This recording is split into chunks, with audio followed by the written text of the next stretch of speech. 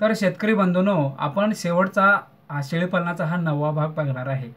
तर या भागामध्ये आपण शेळीपालनावर शेळीपालन केल्यानंतर त्यांचं मार्केटिंग व्यवस्था जी आहे ती प्रभावी कशी राबवता येईल ह्यावर पण चर्चा करणार आहे. आणि पूर्ण कृषीविषयक जे विषय आहेत, युनिव्हर्सल ॲग्रोमीडिया याची तुम्हाला डीपमध्ये माहिती देणार आहे मी. तर आज मार्केटमध्ये पाहायला गेले तर सरासरी 400 ते 500 रुपये किलो शेळ्यांचं मटण चालू असतं. त्यामुळे ह्याला मार्केटिंग वेगळं असं मार्केटिंग काही करायचं काही गरज नाही. त्याच्यामुळे ह्या व्यवसायाकडे लोक फार खेचलेले आहेत. कारण ह्यामध्ये 4-6 महिन्यामध्ये वाढवल्यानंतर शेळ्यांचं उत्पादन चालू होतं आणि आपल्या हातामध्ये पैसे चलन हातामध्ये फिरायला लागतं. त्यामुळं सगळ्या गोष्टीचं टेन्शन कमी व्हायला लागतं. म्हणून हा शेळीपालना व्यवसायाकडे लोक वळलेले आहेत. आता ह्यामध्ये आफ्रिकन बोर जी जात आहे तिला वाढवायसाठी पण खूप खर्च पाहिजे आणि त्याचा अभ्यास पण खूप पाहिजे आपला. कुठलीही गोष्ट अभ्यासाशिवाय करता कामा नये. कारण अभ्यास करून डीपमध्ये माहिती घेऊन केला तर तो व्यवसाय सक्सेस होतो, अन्यथा तो व्यवसाय सक्सेस होत नाही. त्याच्यामुळे थोडाफार तरी कमीत कमी सुरुवात करण्यासाठी तरी अभ्यास करा आणि त्यातून जो अभ्यास वाढत जाईल तुमचा प्रोजेक्ट केल्यानंतर, सुरुवातीला एकदम गुंतवणूक न करता थोडी थोडी गुंतवणूक करून तुम्ही व्यवसाय वाढवा. अनेक लोकांचं मार्गदर्शन घ्या. अशा पद्धतीनं हे केलं पाहिजे. आणि सर्व शेतकऱ्यांना मिळून एक अशी संस्था निर्माण झाली पाहिजे, शेळीपालन संस्था एक निर्माण झाली पाहिजे. त्याच्या माध्यमातून आज जसे मोठे मोठे सहकारी तत्वावर साखर कारखाने आहेत, तर तशा प्रकारे शेळीपालनामध्ये सुद्धा एक मोठा व्यवसाय झाला पाहिजे. आता मी बरेच उदाहरणं दिली तुम्हाला. नेदरलँडचे दिले, अमेरिकेचे दिले, इंग्लंडमधले दिले, ऑस्ट्रेलियामध्ये उदाहरणं दिली. तर त्या ठिकाणी बऱ्याच प्रमाणात असे संघ तयार झालेले आहेत लोकांचे, सहकारी संघ. तसेच आपणही सर्व शेतकऱ्यांनी मिळून एक संघ तयार करावा आणि त्या संघाच्या मार्फत एक नवीन कृषी उद्योगामधली एक नवीन शाखा निर्माण व्हावी आणि त्या शाखेचा भावी पिढ्यांना सुद्धा उपयोग व्हावा.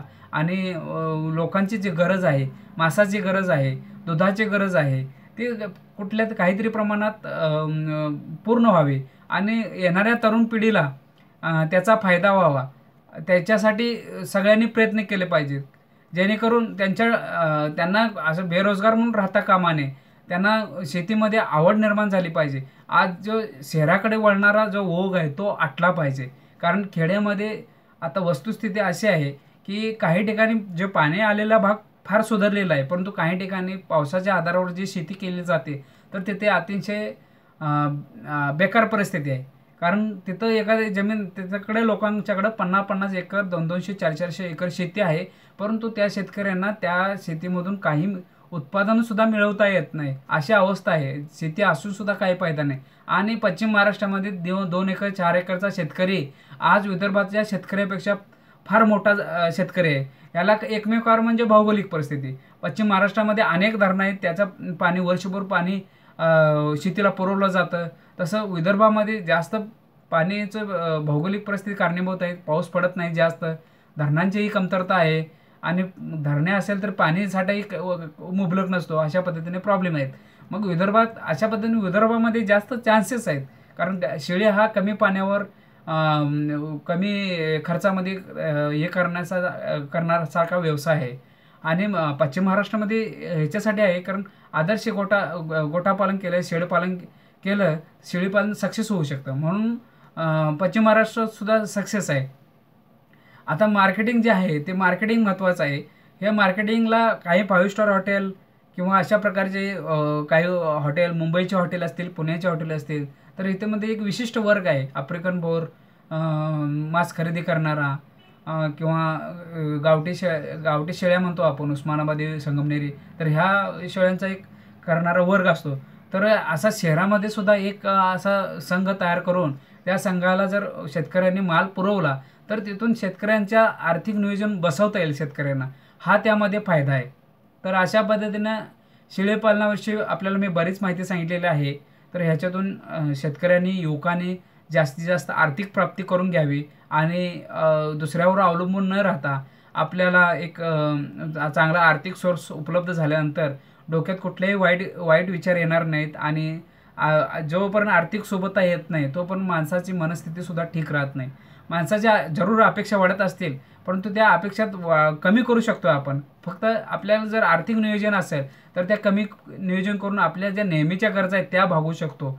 पर आता सध्याचा माणूस जास्त अपेक्षा करत नाही, परंतु त्याला जे जीवनावश्यक लागणाऱ्या गोष्टी ज्या आहेत त्याचं नियोजन करण्यासाठी त्यानं जर अशा पद्धतीचे व्यवसाय निवडले तर त्याला ते फायदेशीर ठरणार आहे. तर अशा प्रकारे माझी जी युनिव्हर्सल ॲग्रोमीडिया ही कंपनी आहे पुण्यामध्ये, तर त्या कंपनीचे जे काही विषय आहेत, व्हिडिओमध्ये जे विषय आहेत ते मी यूट्यूबवर सर्वत्र टाकलेले आहेत. आणि प्रत्येक एक्झिबिशनला वगैरे आपले आपले स्टॉल असतात, तर त्या स्टॉलवर तुम्हाला सीडीसुद्धा खरेदी करता येतील. तुम्हाला जर एखाद्या वेळी यूट्यूबवर सर्च नाही झालं किंवा तुम्हाला वाटलं की बाबाकडे ही माझ्याकडे कंपनीची सीडी असावी, तर घरी ठेवण्यासाठी किंवा एक चांगली माहितीसाठी तुम्ही घरी ठेवू शकता. त्यासाठी मी विषय सांगतो तुम्हाला. गांडूळ खत, द्राक्षबाग, आधुनिक ऊस शेती, ग्रीन हाऊस, केळी, रेशीम उद्योग, फुलशेती, भाजीपाला, नंतर भाजीपालानंतर म्हैसपालन, कुक्कुटपालन, इमूपालन, शेळीपालन, वराहपालन, ससापालन, आंबाबाग, मधमाशीपालन, पुष्पराज गुलाब, ड्रिप इरिगेशन, गूळ निर्मिती, परत शेती हत्यारे अवजारे, मासेपालन व्यवसाय, गायपालन व्यवसाय, दुग्ध व्यवसाय, मेंढीपालन व्यवसाय, वाईन निर्मिती उद्योग, पपई लागवड आणि उत्पादन, आवळा लागवड आणि उत्पादन, सीताफळ लागवड आणि उत्पादन, बटाटा लागवड आणि उत्पादन, आले लागवड, स्ट्रॉबेरी लागवड, डाळिंब लागवड आणि उत्पादन, चिक्कू लागवड, कोरफड लागवड, नारळ लागवड आणि उत्पादन, पेरू लागवड, मशरूम निर्मिती आणि उद्योग, फळे आणि भाजीपाला प्रक्रिया, हळद लागवड, लसूण लागवड, झेंडू लागवड, टोमॅटो लागवड, कांदा लागवड, काजू लागवड, शिमला मिरची लागवड आणि उत्पादन, औषधी वनस्पती लागवड आणि उत्पादन. अशा प्रकारचे हे शेतीविषयक विषय आहेत. आणि मी जनरल विषयसुद्धा बनवलेले आहेत, तर त्या विषयाचा सुद्धा तुम्ही फायदा घेऊ शकता. एक ऐतिहासिक विजय अण्णा हजारे यांच्यावर एक सीडी बनवलेली आहे. नंतर भाऊराव पाटील, गोपीनाथ मुंडे, प्रमोद महाजन, मधुमेह लक्षणे आणि किडनी उपाय, किडनी विकार लक्षणे आणि उपाय, एवढ्याच लक्षणे आणि उपाय, कुस्ती कला आणि इतिहास, गुटखामुक्ती, दारूमुक्ती, हृदयविकार आणि लक्षणे आणि उपाय, आपचे संस्थापक अरविंद केजरीवाल, स्वाभिमानी शेतकरी संघटनेचे संस्थापक राजू शेट्टी, ब्लड प्रेशर लक्षणे आणि उपाय, कलिंगड आणि खरबूज, बायोडिझेल वनस्पती, सेंद्रिय खते, अशोक सराफ यांचा जीवन परिचय, नंतर Abraham Lincoln, Adolf Hitler, Albert Einstein, अंजीर लागवड आणि उत्पादन, अटल बिहारी वाजपेयी, भारतरत्न बाबासाहेब आंबेडकर, हिंदू सम्राट बाळासाहेब ठाकरे, बांबू लागवड आणि उत्पादन, अमेरिकेचे अध्यक्ष बराक ओबामा, स्वातंत्र्यवीर शहीद भगतसिंग, भेंडी लागवड आणि उत्पादन, नंतर भ्रष्टाचार आणि काळा पैसा, मायक्रोसॉफ्टचे जनक Bill Gates, Bharatiya Janata party कार्य व विचार पद्धती, जनावरांसाठी चारा उत्पादन, रासायनिक खते, मिरची लागवड आणि उत्पादन, कापूस लागवड आणि उत्पादन, राष्ट्रीय काँग्रेस पार्टी, उद्योगपती धीरूभाई अंबानी, डॉक्टर APJ अब्दुल कलाम, शेवगा लागवड आणि उत्पादन, फळबागा रोपवाटिका, गहू लागवड आणि उत्पादन, गनिमिकावा एक युद्धतंत्र, बायोगॅस, गोबर गॅस, भुईमुग लागवड आणि उत्पादन, हरभरा लागवड आणि उत्पादन, श्रीमती इंदिरा गांधी, ज्वारी लागवड आणि उत्पादन, गान कोकिळा लता मंगेशकर, राष्ट्रपिता महात्मा गांधी, महात्मा ज्योतिबा फुले, महाराष्ट्र नवनिर्माण सेना, मोसंबी लागवड आणि उत्पादन, माननीय नरेंद्र मोदी, जगजता नेपोलियन, नेताजी सुभाषचंद्र बोस, भात लागवड आणि उत्पादन, पानिपतची लढाई, पिकांसाठी कृषी रसायने, भारताचे पंतप्रधान राजीव गांधी, राष्ट्रवादी काँग्रेस पार्टी, उद्योगपती रतन टाटा, मानवाचा भविष्यकाळ रोबो, महान शतकवीर सचिन तेंडुलकर, छत्रपती संभाजी महाराज, पिकांसाठी संजीवके, आदर्श सरपंच आणि ग्रामपंचायत, स्वातंत्र्यवीर सावरकर,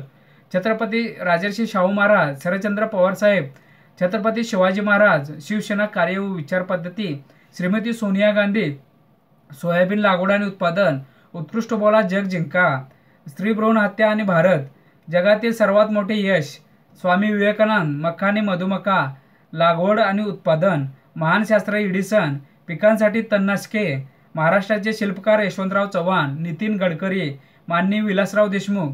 तर अशा प्रकारे पूर्णपणे जवळजवळ 150 ते 200 व्हिडिओ तुम्हाला माझ्या चॅनलवर पाहायला मिळतील. आणि प्रत्येक व्हिडिओच्या खाली जे सबस्क्राईब बटन आहे तिथे सबस्क्राईब करून प्रत्येक शेतकऱ्यांनी, प्रत्येक विद्यार्थ्यांनी, प्रत्येक तरुणांनी आणि प्रत्येक शिक्षक वगैरे सर्व घटकातील लोकांनी सबस्क्राईब बटनावर क्लिक करून मला माझ्या सर्व कार्यामध्ये सहभाग नोंदवावा अशी माझी इच्छा आहे. तर शेतकरी बंधूने हा इथं 9वा भाग संपवतो आणि आपल्या व्यवसायासाठी हार्दिक शुभेच्छा. सर्वच गोष्टींच्या आपल्याला हार्दिक शुभेच्छा आणि आपले कार्य यशस्वी हो. धन्यवाद.